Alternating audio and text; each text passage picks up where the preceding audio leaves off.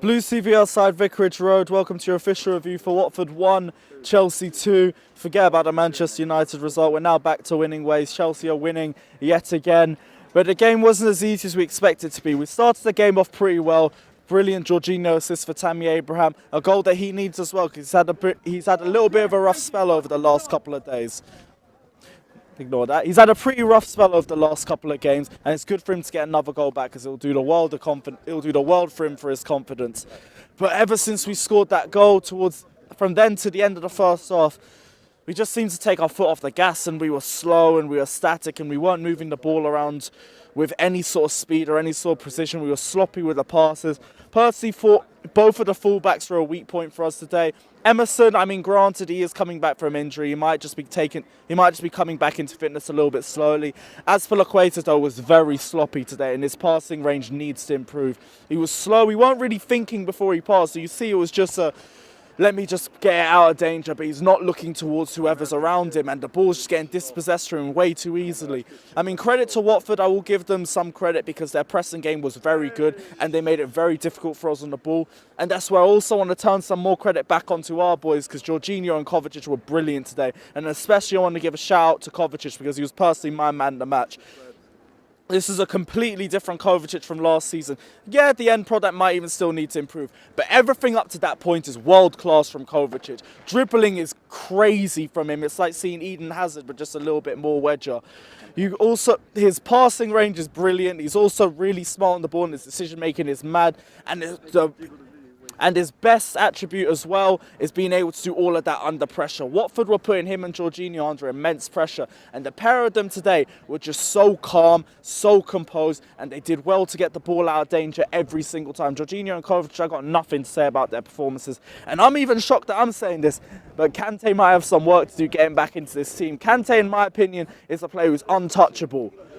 But you can't ignore these two. You can't ignore the performances that they're having. And you can't ignore the chemistry that they both have with each other. They both read each other like a book. So there is a huge question mark. But you know what? It's good that we're having these sorts of selection headaches. And it's good that we actually have to worry about who we might be missing out or who might not be playing. Because we've got a lot of great options and we still ain't even got Ruben Loftus-Cheek back. So shit's about to go all mad from there.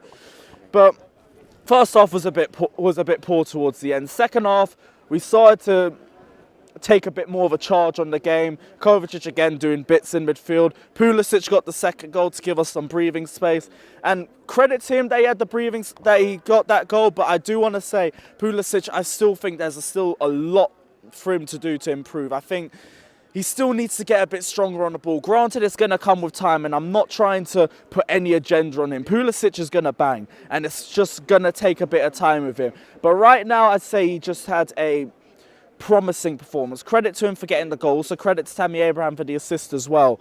But I just feel we need to see a bit more of him on the ball. If he bulks up a bit more and he gets a bit stronger, which will come in time, then you're going to see how much of a bad man he is. But he ain't there yet. Second half, we started to dominate more until the VAR call came in for a penalty. Now, Sammy, you're saying it was a penalty. I'm still a bit iffy on it. Might need to check it again. When I saw it on the replay, it did not look like a penalty and it looked like a dive, but I will check it again.